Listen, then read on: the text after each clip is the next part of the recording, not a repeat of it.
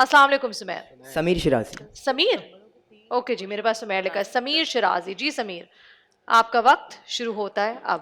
اس عہد پرفتن میں آج اس کرۂ ارض پر مظلوموں کی آہوزاریاں, جلا وطن مسلمانوں کی لاچاریاں, فرقہ واریت کی بھٹی میں جلتے مسلمان اور نفرتوں کے دہکتے الاؤ, مظلوم مسلمانوں کی سسکیاں تڑپ تڑپ کر یہ کہہ رہی ہیں کہ غلامی میں بدل جاتے ہیں قوموں کے ضمیر.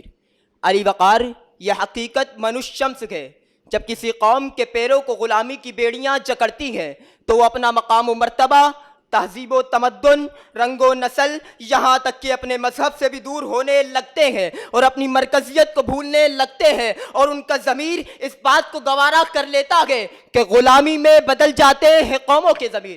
علی وقار, جب کوئی قوم اتحاد کی روشنی سے دور مایوسیوں کا بحر بے کراں اپنی وسعتوں کے دامن میں سمیٹ لیتے ہیں, اپنے آباء و اجداد کی شان و شوکت کو بھول کر اپنے نادیدہ آقاؤں کے اشارے پر سرخم کرتے ہیں, تو حالات ایسے ہو جاتے ہیں کہ غلامی میں بدل جاتے ہیں قوموں کے ضمیر.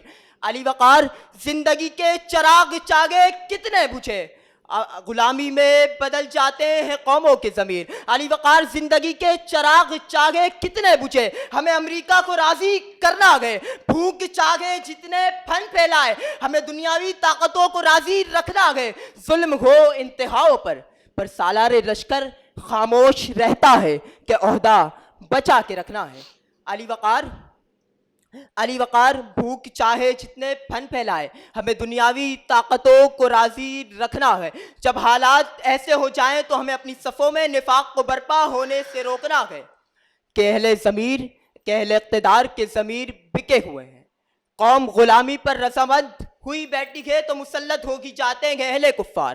ننھی کلیوں کی عصمت دری, بھوک افلاس کی وحشت کو عام کر کے مار دیا جاتا ہے یہاں قوموں کا ضمیر. علی وقار, اس جہان گل کو جہان کل سمجھنے والے, شیش محلوں میں رہنے والے, یہ یاد رکھیں کہ اجتماعیت کی کشتی منجھدار سے ایک دن نکل آئے گی. مومنوں کی صفوں میں پھر سے اسد اللہ, حیدر کرار, خالد بن ولید, محمد بن قاسم, علامہ اقبال, اور پھر اقبال سے غیرت کا درس دے کر امت مسلمہ کو بتانے والے علامہ خادم حسین رضوی جیسے لوگ سبب بنیں گے. اور یہ قوم پھر سے رگو چاں سے پکارے گی کہ کھویا نہ جا صنم قیدہ کائنات میں, محفل گداز گرمی ہے محفل نہ کر قبول.